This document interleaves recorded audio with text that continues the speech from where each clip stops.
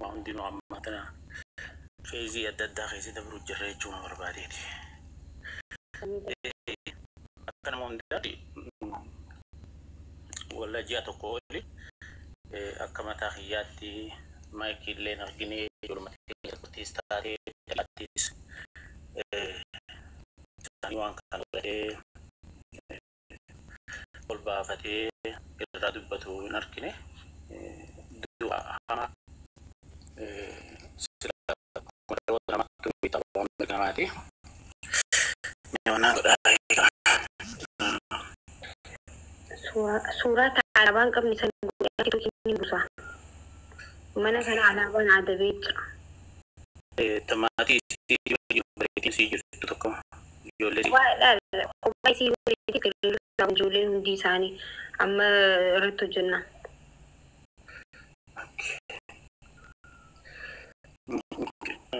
rehedu mo jolle ni way anunin kababar rat video je khalisa bu fadin tre koy yadi anokan هنا يا ددي فيديو نجي ربوسي بريد على عمر يكون دمترا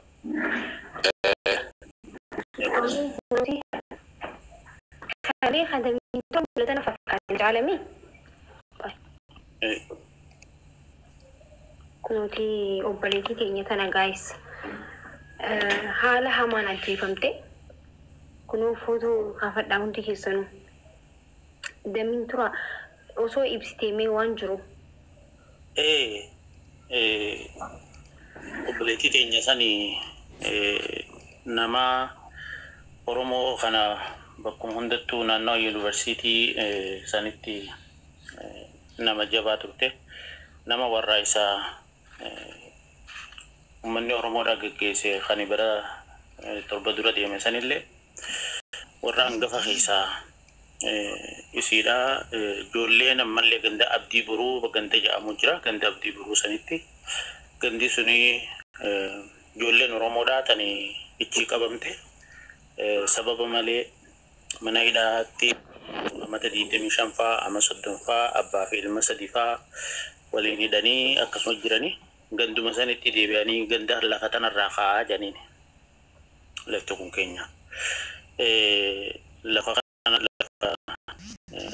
naannoo kililii shanii jalseenaa jirti qe'ee sanirraa akka jijjiirratanii itti dubbatamaa ture jechuudha yeroo dheeraadhaaf uummata keenya lafa sanirratti lafa akaakuu isaanii lafa abaabuu isaaniiti guyyaa mooduu kaasanitti dhawamu isaanii dura lama sadii bulchiinsatti himachaa turanii akka poolisoonni naannoo kililii shanii dhufee isaan dursiisaa jiru. Ganda sanirra liqaa akka jechaanii jiranii lafti suni misoomaaf isa akka barbaachifamtutti lafti immoo kililii shan jala waan jirtuuf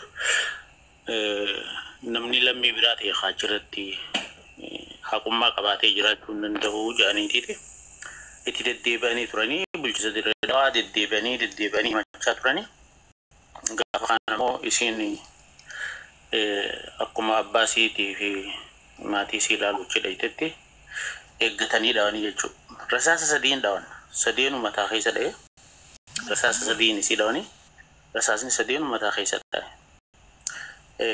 ulfa qabdii ulfa ji'a jahaa garaa qabdii ulfi isii lakkuudha lakkuu sanii wajjin ajjeesanii isii wajjin nam sadii moo afurtu madaa'amtu madaa'e ijoolleen dhiiraa ijoollee lama qabdi obboleettiin teenya ijoollee lama qabdi ijoollee lamaan sanirraa isii fuudhanii jechuudha.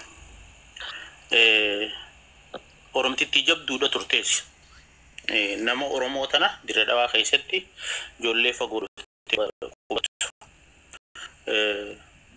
Barnootaaf itti dhuftus akka gartee lafti sun lafa isaanii taate qe'een sun akka qe'ee isaanii taate nama godhaa ture nama warraa isa san keessatti illee qooda fudhachaa ture.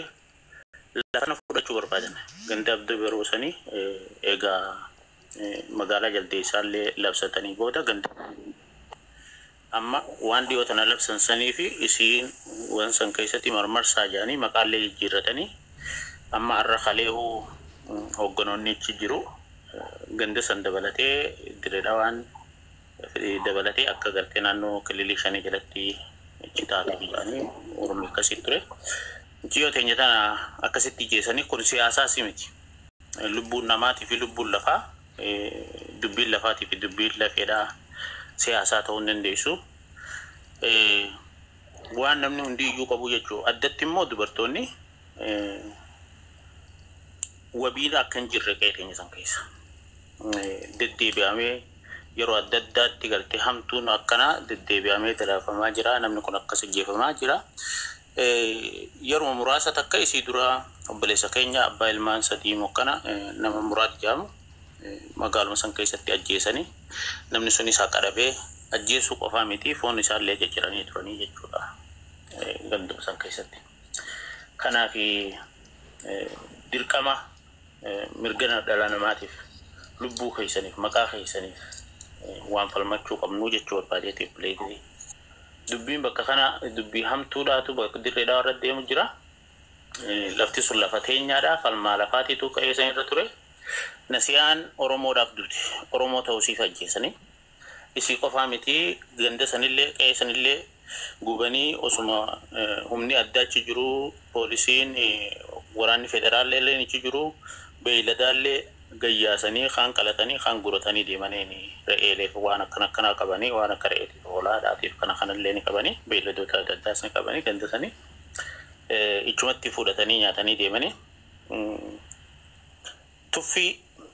tuffatin irraa deengadde dhufanii ollatti qarshii 100 kennanii fi deeman nama kennan beeku ijoolluma hoolaa dura jirtutti waa kennanii deeman. Namni namatti silakkaa'uun jiru jechuudha. Oromoo taatee lubbuun Oromoo waggaa duute namni nama silakkaa'uun jiru bulchiinsa keessatti. Kanaafuu hayni nama keenya akka ba'u. Hayni lubbuu sadii akka ba'u. Lubbuu sadeen kana keessa ammoo lubbuun lama warra addunyaa tolullee ta'uu danda'an ture. Warra biyya saniifillee toluu danda'an ture. Haala akkasii keessatti obboleettiin teenya duute jechuu barbaade. Kanaaf viidiyooleen daddalagamanis jiru. Video sanirraayis wantoota irra barraa'ee fi dhugaa bakka kana jirtu wal qabsiisee maakii waan san wal qabadhaa video irra dalagaa hayni kun bahuu qabaa jechuudha. Nasiyaan kan duuteef Oromummaa siitiif duute. Hayyi kan amma rasaa sadiin mataa keessa dhahanii.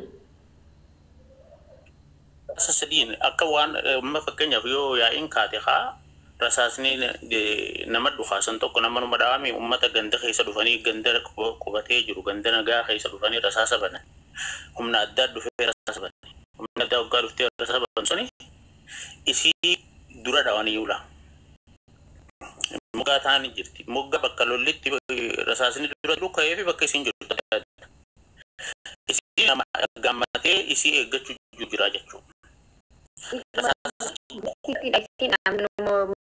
Mau bikin mana apa sih? Mana apa?